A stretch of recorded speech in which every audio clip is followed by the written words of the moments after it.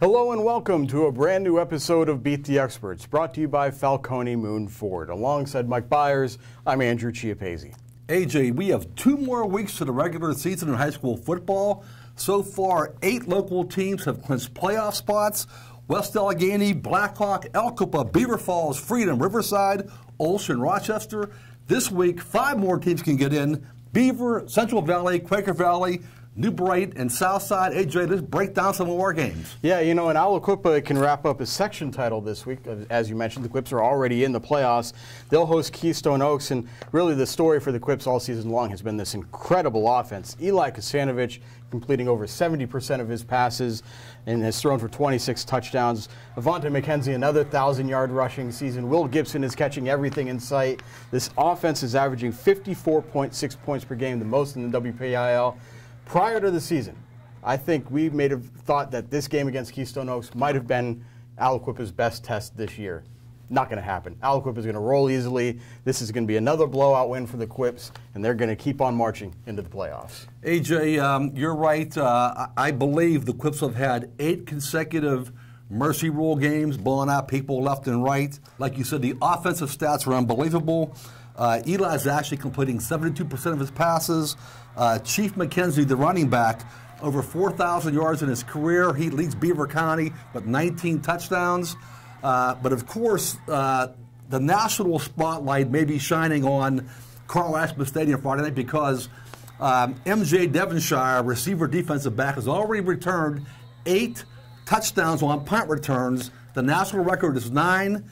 Could he tie it Friday night? Could he break it? We shall see. Should be very interesting to watch.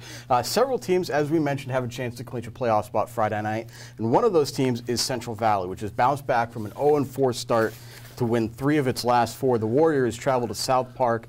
And you know what, Mike? Sometimes you might say this is a road trip game, a game where South Park is favored to win because they're playing at home.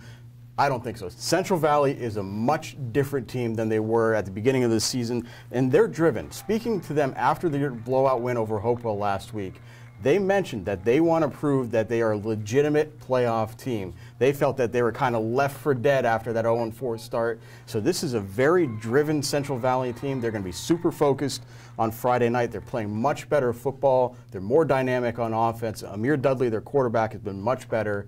I think they're going to win and win handily on Friday night. AJ, I'm not sure if they're going to win handily or not, but I think they're going to win. This is actually a playoff game for Central Valley because even they are 3-2 in conference play, and South Park is 2-3. Next week, Central Valley plays Aliquippa, and their chances of winning that game are very slim, of course. If South Park wins this game, they would have a tiebreaker over CV. So this is actually a playoff game. I agree with you that CV's playing a lot better here. It should be a close game, but I think the Warriors are going to pull it out. Another team that can clinch with a win is Beaver. The Bobcats are 6-2 and host Montour. And this is a dangerous game because Montour is playing much better than they were at the start of the season. But you know what, Mike? Beaver has really impressed me of late. Their win over Quaker Valley last week was demonstrative. They routed the Quakers in a non-conference game, played well on both sides of the ball. And on offense, what's really interesting to me is when Beaver gives Brody List help. When Noah Yates or Gino Movero has a big game, that offense is just so much more dynamic. List is a good quarterback, but when he has help, he's even better. And I think we'll see that again Friday night. Beaver's going to win this game. AJ, I agree. Beaver's going to win the game for a lot of reasons. As you mentioned, Montour is playing better. They lost. The Spartans lost their first 5 games and have won their last 3. They're back in the playoff hunt. I really think they're going to be the 4th place team in that conference, but Beaver's going to win this football game. Beaver is 4-0 at home this year. Historically, they're very tough to beat at Pat Tarquinio Field at Gypsy Glen. Beaver wins this football game. A lot of other games going on this week. You mentioned a couple of those other playoff scenarios, but what are you going to keep an eye on? You know, AJ, probably the best game in Beaver County on Friday night is going to be a non-conference game, Blackhawk at Beaver Falls. It's too bad these 2 teams aren't in the same conference. Blackhawk's up in 4A, Beaver Falls is 3A. Both teams 7-1. Both teams have coaches who are candidates for Coach of the Year in the Beaver County area. Obviously, Zach Hayward at Blackhawk and Nick Nardone at Beaver Falls. 2 very good football teams. Should be a great game. I think that Blackhawk, though, is a better football team, should win a close game at Braves Field. Should be a very exciting game.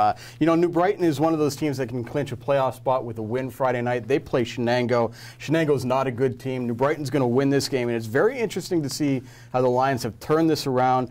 They had a very tough schedule to start. They played Rochester, Mohawk, and Avonworth as 3 of their first 4 games. Those teams are combined 20-4. I think we're finally now seeing those tough games pay off for the Lions, and they're going to make the playoffs. Yes, sir. That does it for this week's episode of Beat the Experts. You can keep track of all of these games on timesonline.com. And join us at noon Wednesday and Thursday for next editions of Game On. So for Mike Bires, I'm Andrew Chiappazzi. That does it for now. We'll see you again soon.